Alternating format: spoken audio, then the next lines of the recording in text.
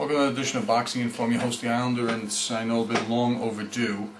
I'm going to do some results. I'm going to do some previews too. This might be the last show coming from these surroundings. Our company is moving, and so you'll have something to look forward to the next time I shoot a video. In the meantime, in the background, a notebook is testing LCD and system board with Lawrence of Arabia playing on it. If it makes it through that movie, it will definitely, they're good. Alright, last time I left, we had previewed the Marcos Maidana, Ali Funica, Joan Guzman doubleheader, and I told everybody not to be surprised if Guzman pulled this off, which he did, grossly overweight by 9 pounds, but in recent days we found out that Ali Funica tested positive for some banned substance, so it just goes to show you that even if you're on banned substances, such as Fernando Vargas and Shane Mosley, you're not going to have the most stellar performance possible, let alone win. I still think Mosley lost to De La Hoya in the second fight when he was supposedly unknowingly using Balco substances. Also that same night, flipping back and forth. You know what's funny is that I don't understand, unless they just, with people who are on DirecTV, they don't let you know that you're having a free Showtime weekend, because here I am, you know, going on the internet and getting the stream of the Abraham Dirrell fight, and Jim Gray and them are pitching this Showtime, and they left a whole bunch of dead space there, and I was like, you know, I wonder if we got Showtime, and I went and turned the channel on TV, and sure enough, there it is. So I was flipping back and forth between this. You know, this fight was interesting. I thought Abraham would win the fight when I did the preview for it, but you know, Dirrell boxed beautifully, moved in and out. I don't know whether Abraham was... There's something mechanical about some of these guys. You know, same thing with Kessler to a point, is that they're somewhat mechanical, and when you're faced with somebody who's athletic, like Andre Ward or like Dirrell, they don't know what to do. And Dirrell scored a what I would call a clumsy knockdown on Abraham, and his feet looked like they were, you know, tied together. And as Abraham was coming on in this fight, he scored what I thought was a legitimate knockdown that Lawrence Cole didn't call a knockdown. And then, of course, the controversial ending where Dirrell slipped coming out of a corner and Abraham hit him while he was down. My thoughts on this were, it was definitely a foul worth calling the fight off for. Dirrell looked like he was mouthing something at Abraham or at Lawrence Cole when he was down on his knees after he got hit. He was like, and then just sprawled out and started gyrating like Ingemar Johansson, out of control, basically. I don't know. A lot of you think it was an acting job. I think it was a little bit of an acting job.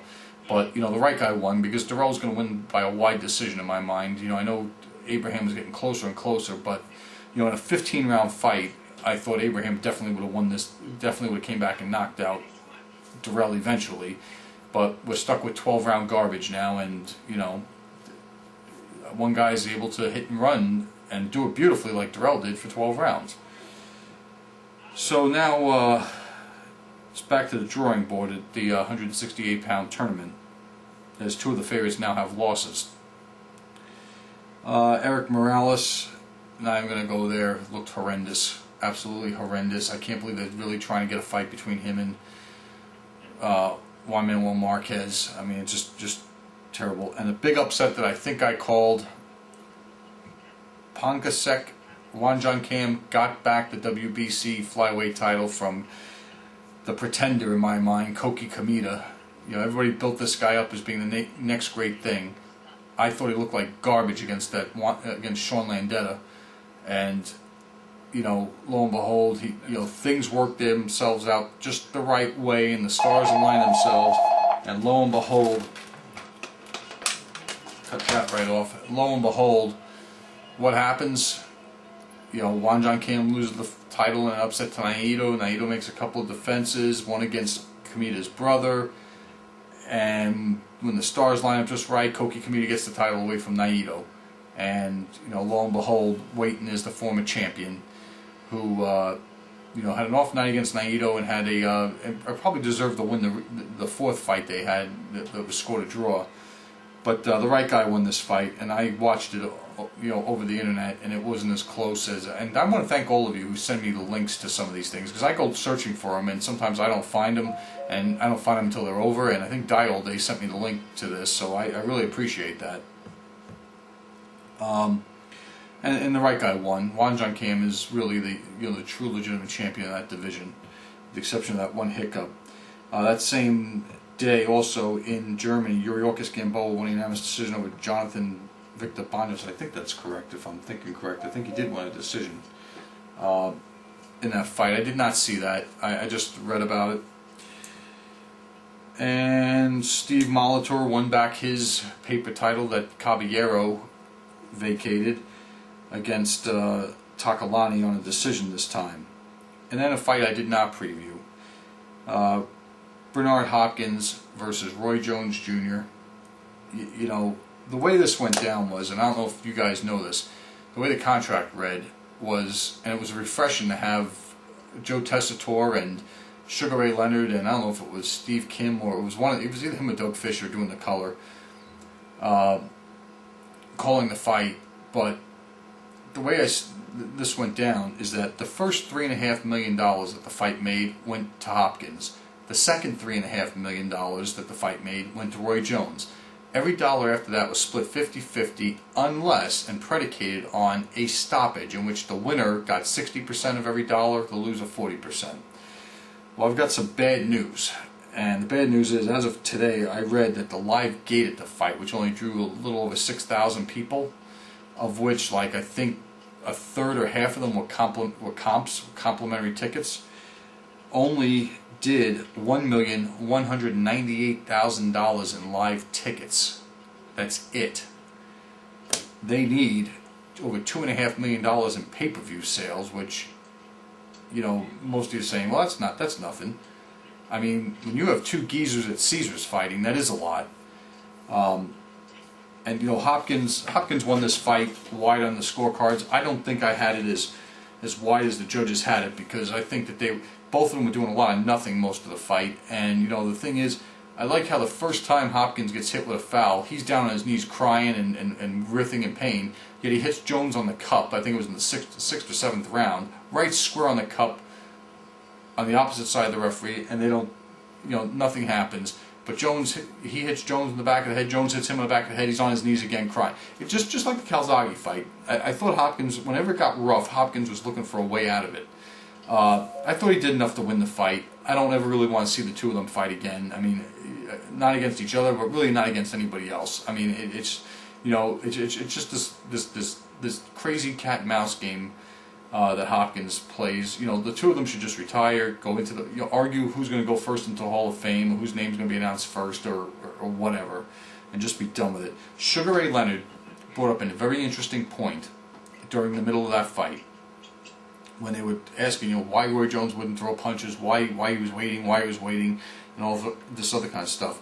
And that was that, as he said, is that when you have a really great fighter, their speed doesn't necessarily leave them, their power doesn't necessarily leave them. What he was saying about Roy Jones was, and he was talking from his own experience, very specifically from his rematch with Thomas Hearns, somewhat with his fight with Donnie Lalonde, with his third fight with Duran, and definitely in his fights against Terry Norris and Hector Camacho. You see the openings, and you just can't get yourself to throw a punch. And what it really translates into, and he did not elaborate on this during the fight, is that when fighters get older and they're just so much better than everybody else, you know, like Roy Jones, like Sugar Ray Leonard, like any of them, what happens is they see the openings and they know what the risk is for jumping through that opening. I've said this before. I've seen Julio Cesar Chavez do this. Case in point against Miguel Angel Gonzalez, when there were openings I saw Chavez could have landed lead right hands, left hooks underneath, but he knew that if he did that, or if he went for the punches, that there was fire coming back in return. And you know, the older a fighter gets, the smarter they get, and the less riskier they get, because they know what the risks are. They know that when they were younger, they would just dive through that open window without even looking to see if there was a safety net there, and just launch punches with both hands. And that's really what the case was. And Sugar Ray Leonard made a great observation during the Hopkins-Jones fight, that, just about that Jones couldn't bring himself to throw punches, because, you know, all of us watching the fight could see that both of them had openings, and Hopkins was just, I'm talking way too much about this. I'm just way too much about a garbage fight, which is what it was. Hopkins was just content to bore in, throw his head on Jones, and just play mug and wrestle is what it was. I thought it was a terrible fight. All right, last weekend, doubleheader on HBO, starting off at Celestine Caballero versus Yuden. I've asked on my channel, and I'm asking again, I've never seen a fighter who's considered one of the elite fighters fight with his chin up in the air like this guy does. When he fights against Yuriorkis Gamboa, he is getting knocked out if he does that against him, because Gamboa is faster and way more seasoned than Yuden, and Yuden almost pulled off the miracle in the 12th round of this fight. He had Caballero stumbling forward looking for a place to fall, and he let Caballero smother him. But I was on the edge. I was falling asleep, and then I basically got to the edge of my seat because I thought Yuden was going to pull off the miracle finish. I was rooting for it. Caballero, something you think I don't like him because of his freakish size. That's not it at all. I like Tommy Hearns when he was 147 pounds. And I like Paul Williams at 147 pounds. It's not that. It's the fact, for all this hubbubaloo that we hear about him, I mean, he hit Yuden with everything but the kitchen sink. And this is a guy that doesn't even have 20 fights, or barely has 20 fights, and he could barely move him. I just think that when you compare him to warriors like Marquez and Vasquez, I mean, his size will get him through a lot of these fights, like it did this fight. But, I really want to see him fight Gamboa, because I really think when Gamboa lands with power on him, it's going to be, he's been put to sleep before, it's going to happen again. I mean, the way he just sticks his chin up like this when he's punching, it's going to be something bad. And the main event, Berto took on Carlos Quintana, which all of us thought was going to be a very stern test. The thing is that Carlos Quintana has seen better days, and Berto has yet to see his best days. Berto scored an impressive 8th round stoppage. I did think he suffered a knockdown in the first round, because that punch that Quintana scored like right on his ear was a legit punch. I don't care what the referee says, that was legit. And after the first 3 rounds, or I'd say even the 4th or 5th round, it was clear that the pattern of the fight was going to be Berto was either going to win a decision, or it was a question of whether Quintana was going to make it to the end, because Berto did hurt Quintana a couple of times. And finally he backed him into the ropes and into the corner after landing several hard shots in the 8th round, and the referee called the fight off, and rightfully so. And the impressive thing was that Berto was fighting with a tear in his left bicep. Alright, that was it for the results recently. What I wanted to go over, because there is a preview this coming week of some fights, and I'll even go maybe a week out in case I don't get to do a video while we're moving. 24/7, Mayweather Mosley. What do I take from this? Well, nothing surprises me anymore with Mayweather. What he'll say, what he'll do, how he'll act the part of a clown, it doesn't surprise me.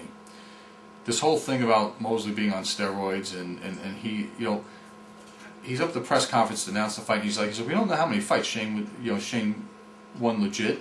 Well, all my fights I won legit. How do we know that? You didn't have Olympic style drug testing for all your fights. I mean, why? I never saw a guy act as gay as this guy does. I mean, just as stupid as he does, and say the stupid things that he says. And the real terrible thing about this is, unless something dramatically changes my mind, I still think he's going to win the fight, and probably win the fight going away by decision. But I hope it doesn't happen, go down that way. In regards to Mosley, it almost looks like he didn't even want to be a part of the show. He, was looking off into space when he was talking to the camera, whether it was about the Balco crap or what it was about. But, the fact still remains, styles make fights, and speed fighters give Floyd trouble. Speed fighters give Shane trouble. Usually taller fighters give Shane trouble, but somebody on the channel, I don't know if it was Die All Day or I think it was Avellino, 79, or it could have been AZ, I'm trying to think of, Gilbert, AZ, NVEDS, NVDEZ. One of the 3 of you said that basically, look, Mosley couldn't do anything with Cotto. Mayweather's better than Cotto and this and that. Here's what you got to understand about that. That is all true. If Mosley couldn't get through to Cotto, if I said that right to begin with, if Mosley couldn't get through to Cotto, it probably means he's not going to get through the defense of Mayweather. Understand this: there is a price to pay for getting through to Cotto, a price in which he's going to fire back with firepower. And this is the real Miguel Cotto that Mosley fought, not the one that was beaten down by Margarito. This was the real Cotto. And I thought after that fight that Mosley was pretty much finished in the way he, because he pretty much admitted to HBO he was defeated. They kind of made moderate to high contact in the first 6 rounds, and then Cotto got away from him in the last 6. Mayweather's content on throwing one punch at a time. I mean, I was just watching, somebody was replaying on the internet the replay of De La Hoya Mayweather, and he's content on throwing one shot at a time.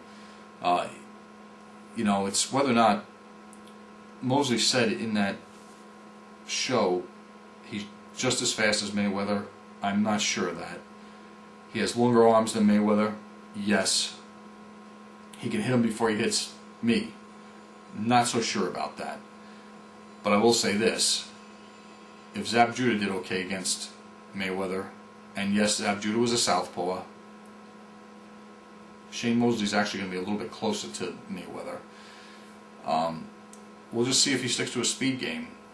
In regards to the show itself, you got to take what Mayweather says with a grain of salt in some ways. The one part towards the end of the show where he says, Mosley keeps saying, I fight for money, all I do is fight for money, and he says, no duh, you dummy, I'm a prize fighter. That's what you understand, the context in which he thinks. I know it's very hard for us intelligent people, and those of you who watch the show, and those of you who actually graduated high school and went on to college, or don't, who knows, but you have to understand the context that a little mind speaks in or thinks in. Mosley fights because he's trying to prove people wrong. Mayweather fights, he says, for money so he can throw it away at nightclubs. In the context of his mind, what he's really thinking is, professional fighters fight for money. Yes, they all do. He should ask Mosley, would he take the fight for absolutely $0 and see if they can make a fight. That's what I'm throwing out there. Is you got to get inside the context of the liar's mind. He doesn't know reality. He's got a distorted version of reality that we all live in, and if you understand that, it's it's more palatable to watch him. But neither here nor there. I know this is a lot to ask for.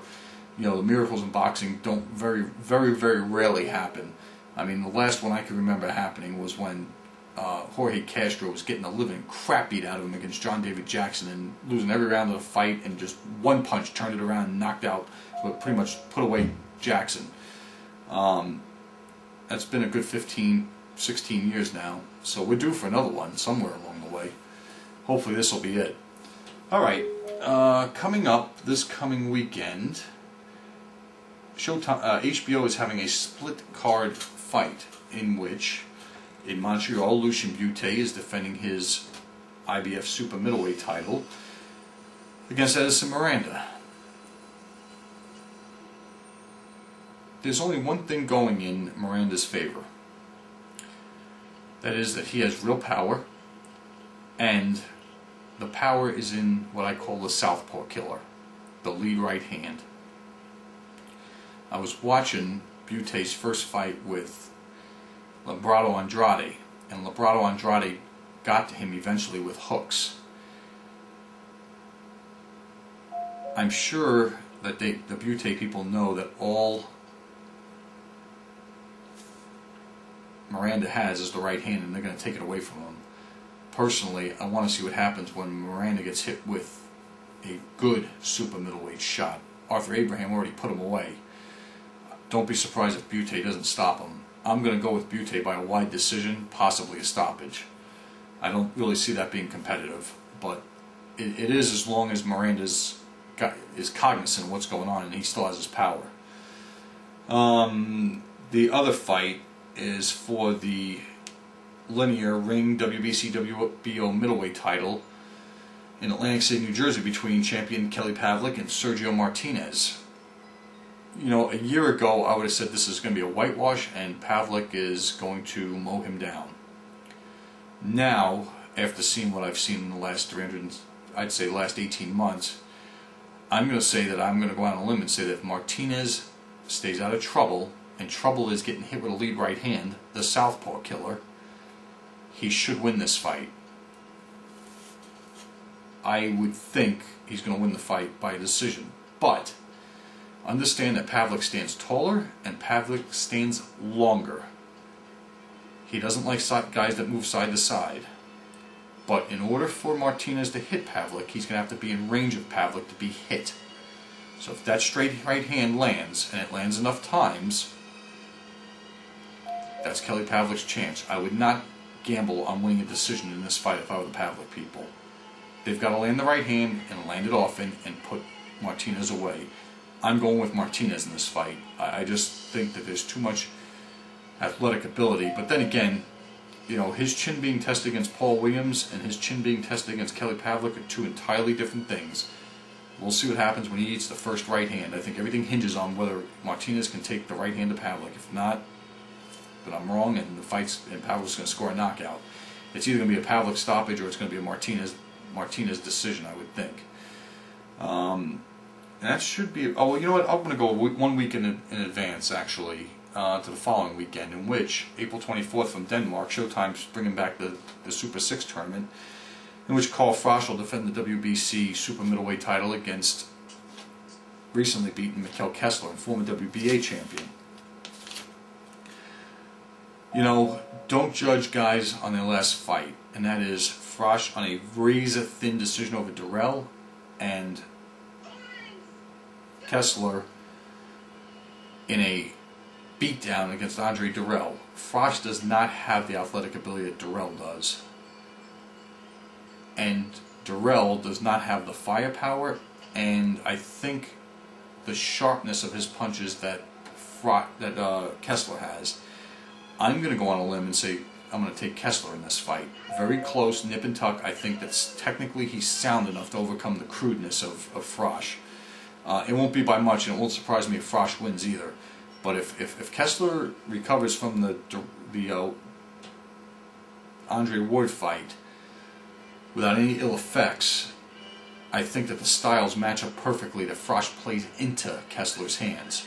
Now I'm going to go with Kessler in that one by a very slight margin. Also, HBO has a card that same night from Ontario, California, in which Tomasz Adamek is taking, with a heavy heart after this plane crash in Poland, is taking on Cristobal Arreola. Technically, it should be Adamek. But as my dad always told me, a good big man beats a great little man most times. And size, this is going to go one of two ways. Think back into the history of boxing. It's going to go one of these ways. The very first Ingemar Johansson against Floyd Patterson fight, bigger, stronger Johansson knocks Floyd Patterson down 7 times and knocks him out in 3 rounds. Or it's going to go the way that the Michael Spinks Jerry Cooney fight went, where the little guy comes out and throws punches from all angles, lands them from all angles, and just all of a sudden collapses the big guy. That was an analogy that Larry Merchant used 22 years ago, right before Sugar Ray Leonard took on Donnie Lalonde. Same kind of fight. The more skillful guy in my mind is Adamek, with just the ability to do a lot more things. The power punching, non-stop punching of Arreola and the size and the strength is the other thing. My mind tells me Arreola, my gut tells me Adamek. There's something about being as tough as he is that I think would get him through this fight. But he's going to have to put a lot of hurt on Arreola and put it on him quick. I mean, real quick. And it's not that hard for somebody like him to do. He's a smaller target, and he's faster, and he's going to, a little bit faster. And he throws wicked straight punches. I don't know. I really don't know who's going to win this fight. My mind's telling me Arreola, but my gut's telling me Adamek, and it's too close for me to call. I don't know. And that's going to do it for this episode of Boxing Info. We'll be back in just a bit. I think that in fact, I was hearing an interview with Bernard Hopkins, who was saying that he